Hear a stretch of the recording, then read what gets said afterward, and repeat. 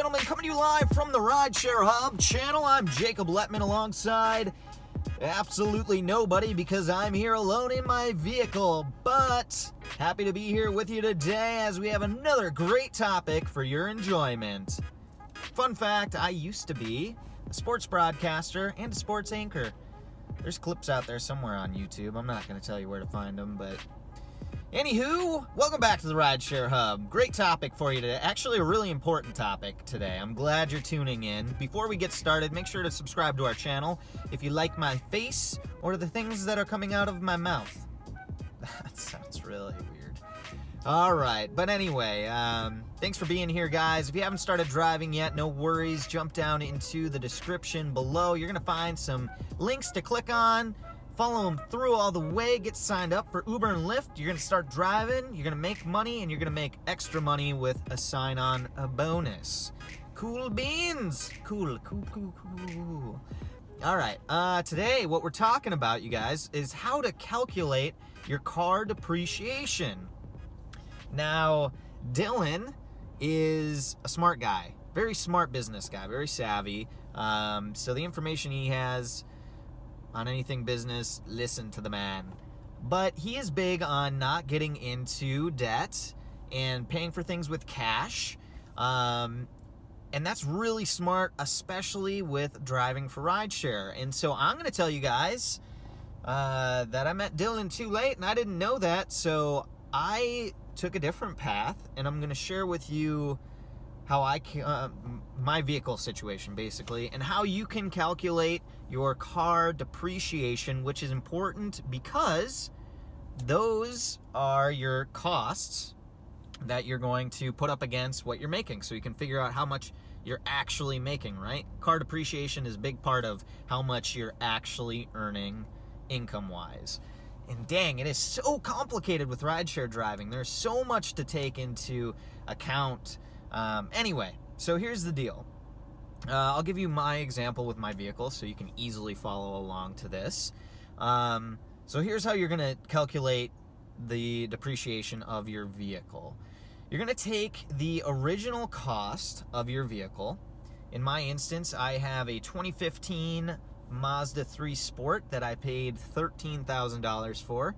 I did not pay cash for. I financed it, which is unfortunate, and we'll talk about a little more at the end of this video. So $13,000. I got a loan for it, and I financed it. I have a monthly payment of $275 a month.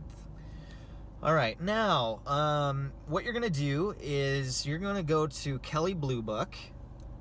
Just Google that, Kelley Blue Book. And you're going to go in there and you're going to click on the link to find the value of your vehicle. And when you do that, it'll ask you some questions: year, make, and model, what kind of condition is it in, how many miles are on it, what's your zip code, that kind of stuff. Any specifications about the model of your vehicle, if it's, one of the upgraded versions, stuff like that. And then it's going to spit out at you the current average worth or value of your vehicle.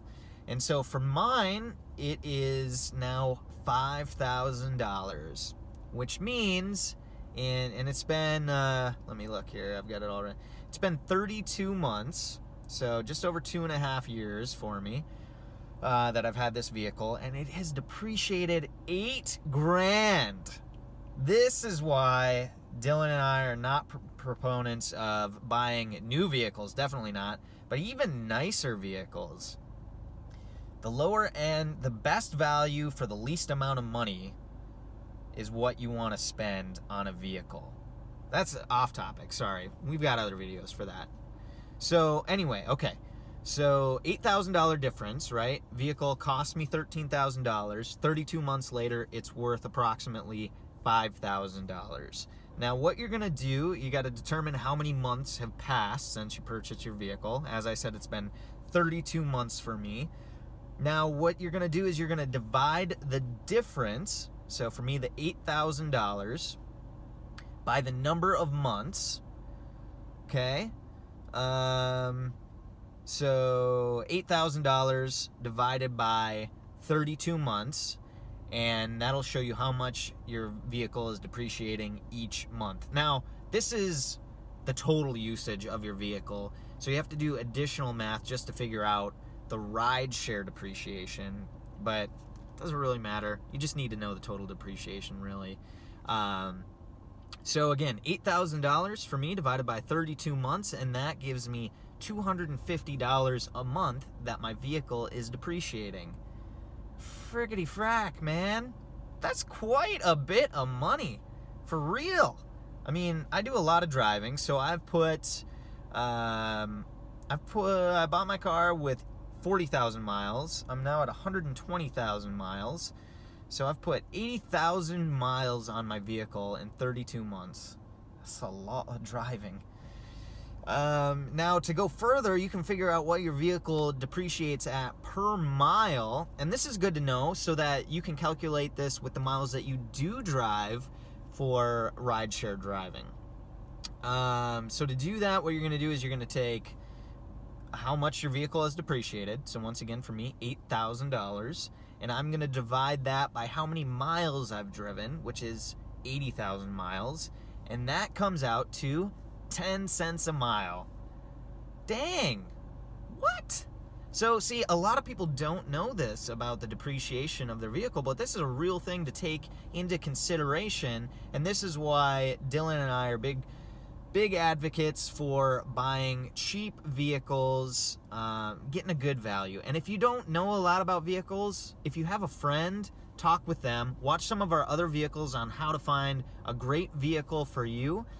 But the rule of thumb that you're trying to go for is the lowest amount of money with the best value. So the vehicle as a whole, everything's working, right? No major problems, engine's good, things like the AC work, doesn't need any major repairs or anything, and you're paying the least amount of money possible, because otherwise, if you're buying a nicer vehicle, you might not have to worry about as much stuff with like a breakdown or bigger repairs, but you see how much money you're losing in that depreciation?